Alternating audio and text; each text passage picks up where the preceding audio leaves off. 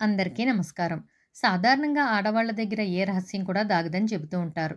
ఎలాంటి విషయాలైనా అస్సలు లోపల దాచుకోలేరు. పైగా ఎవరికైతే చెప్పకూడదో వాళ్ళకే చెబుతూ ఉంటారని కూడా అంటూ ఉంటారు. అయితే స్త్రీల గురించి ఇలా ఎందుకు అంటారు? సాధారణంగా ఆడవాళ్ళు రహస్యాలను ఎందుకు దాయలేరు అనే విషయాలకి వస్తే దీని వెనుక మహాభారతంలో ఒక పెద్ద పురాణ కథే ఉంది. అదేంటో ఇప్పుడు మనం తెలుసుకుందాం. అంతకంటే ముందు మన ఛానల్‌ని ఫస్ట్ టైమ్ చూస్తున్నట్లయితే సబ్స్క్రైబ్ చేయడం మాత్రం మర్చిపోకండి. ఇక అసలు విషయంలోకి వెళ్ళిపోదాం.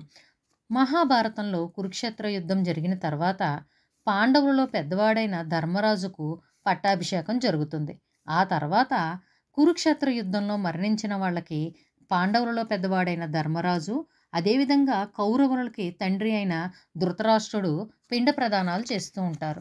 అలా చేస్తూ ఉండగా చనిపోయిన వారి పేరు చెప్పగానే ఆ వ్యక్తి కౌరవులకు సంబంధించిన వాళ్ళైతే ధృతరాష్ట్రుడు మావాడని, పాండవులకు సంబంధించిన వారి పేరు చెప్పగానే ధర్మరాజు మావాడంటూ పిండ ప్రదానాలు చేస్తూ ఉంటారు. ఇలా జరుగుతూ ఉండగా ఇంతలో పండితులు కర్ణుడి పేరు చెప్తారు.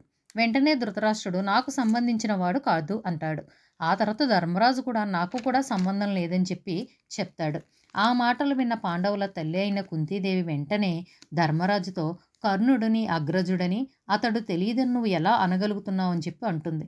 ఆ మాటలకు ధర్మరాజు ఎంతో ఆశ్చర్యపడి తన తల్లి మాటలకు ధర్మరాజు ఈ రహస్యాన్ని కురుక్షేత్ర యుద్ధానికి ముందే చెప్పినట్లయితే నా స్థానంలో మా అందరికంటే పెద్దవాడైన కర్ణుడు ఉండేవాడు. అంతేకాదు ఈ రాజ్యానికి చక్రవర్తి కూడా అయ్యి ఉండేవాడు.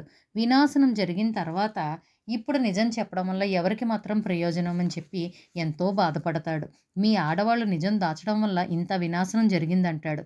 అలా ఎంతో కోపంతో ఈ రోజు నుంచి మీ ఆడవాళ్ళ నోట్లో నిజం దాగదని చెప్పి శపిస్తాడు.